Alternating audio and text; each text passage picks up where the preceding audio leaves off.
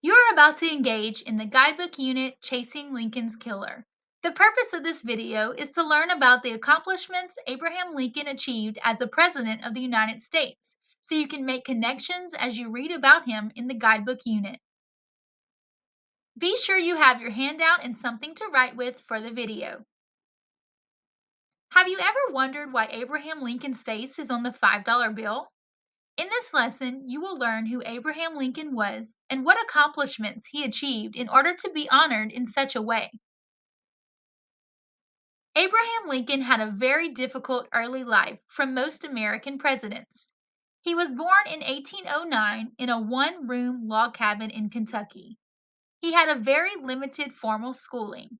Instead of attending school regularly, he helped support his family on various farms in Indiana.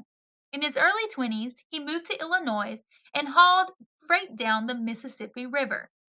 At age 24, he became involved in local politics and was elected to the Illinois state legislature. At age 27, he taught himself law and became a lawyer. This is what Abraham Lincoln looked like as a young lawyer in 1836. In 1842, Abraham Lincoln married Mary Todd, who was from a wealthy slaveholding family in Kentucky. The following year, they had their first son, Robert, who was the only child to survive into adulthood. 3 other sons died as children, including the youngest boy in this picture. In 1858, Abraham Lincoln joined the new Republican Party and ran for a seat on the Senate against Stephen Douglas, a Democrat. The main issues separating the two candidates were slavery and state rights. The two held many famous debates over the issue. Abraham Lincoln said, "A house divided against itself cannot stand.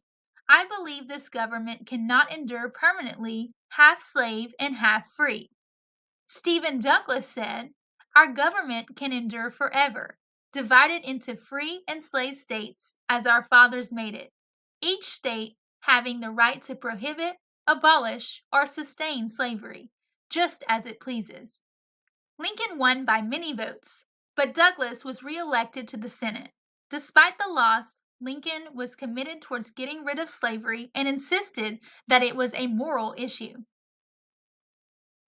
In 1860, Lincoln won the Republican nomination and ran against 3 contenders for president: Stephen Douglas of the Southern Democratic Party, John Bell of the Constitution Party, and John Breckinridge of the Northern Democratic Party. On November 6, 1860, Lincoln was elected the 16th President of the United States, its first Republican president. Notice how Lincoln won all the northern states colored red on this map, while most of the southern states in green voted for Breckinridge. People living in the territories could not yet vote. You are ready to think about where Lincoln had the strongest support in the United States. Pause this video to record your answers on your handout at the first stop sign, then press play when you are ready to continue.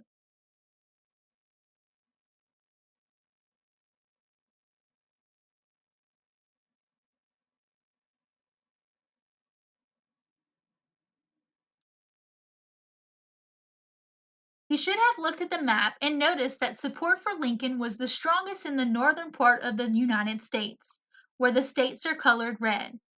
You may have mentioned that 2 states in the West also voted for Lincoln. The North and South were so divided on the issue of slavery that by the year after Lincoln's election, these 11 Southern states colored red voted to secede or leave the United States and form their own country called the Confederate States of America. The yellow states were known as the border states. Slavery was legal in those states, but they did not vote to secede. The states which remained in the United States of America are colored blue on this map. Civil war between the North and the South began in April of 1861 at Fort Sumter in South Carolina. The fort needed supplies, so Lincoln ordered soldiers to take them what they needed. The Southern Confederates fired on the Northern Union soldiers because they considered the fort theirs after the secession. Here is Abraham Lincoln in 1862, meeting with General George McClellan and other Army officers in Maryland. Lincoln excelled at being commander in chief of the Army. He was considered a brilliant war strategist and steadily gained respect and support among the Army and the civilians. In 1862, Lincoln issued the Emancipation Proclamation, which freed all slaves in the Confederacy states. In it, he says, as a fit and necessary military measure, on January 1st, 1863, all persons held as slaves in the Confederate States will thenceforward and forever be free. 2 years later, in 1865, the Civil War ended and a constitutional amendment outlawing slavery was passed as the 13th Amendment to the Constitution.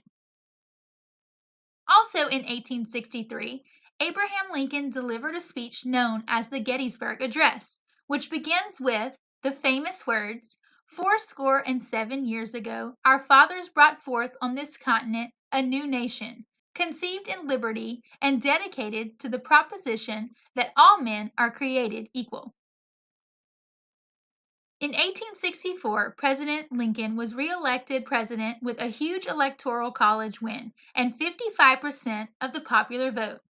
This photograph shows his inauguration in 1865, when he stressed the need to reconstruct the South and rebuild the Union when he said, "With malice towards none, with charity for all." What he meant by that statement is that even though people were on opposite sides during the war, everyone was part of one country. The North would not hold a grudge against the South, and people everywhere would receive what they needed. On the night of April 14, 1865, the actor and Confederate sympathizer John Wilkes Booth slipped into the president's box at Ford's Theater in Washington, D.C., and shot him point blank in the back of the head. Lincoln was carried to a boarding house across the street from the theater, but he never regained consciousness. Lincoln died in the early morning hours of April 15, 1865. Vice President Andrew Johnson became president. Let's make a list of Abraham Lincoln's key accomplishments. He led the Union to victory in the Civil War. He began the process of freeing the slaves in America by issuing the Emancipation Proclamation. He took action after the Civil War to reunite the nation rather than alienate the South. He is consistently ranked one of the top 3 presidents of the United States. The other 2 would be George Washington and Franklin D. Roosevelt. Those are just some of the reasons why there is a huge memorial to Abraham Lincoln in Washington, D.C., known as the Lincoln Memorial. Additionally, his face has been carved on the hillside in Mount Rushmore in South Dakota. You are ready to think about the accomplishments that might explain why Abraham Lincoln's face appears on the $5 bill. Pause this video to record your answers on your handout at the second stop sign. Then press play when you are ready to continue.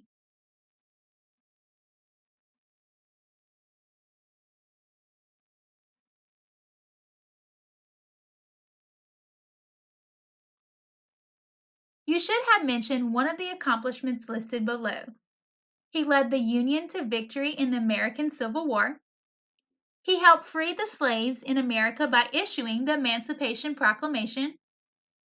He united the nation after the war. He is consistently ranked among the top 3 presidents.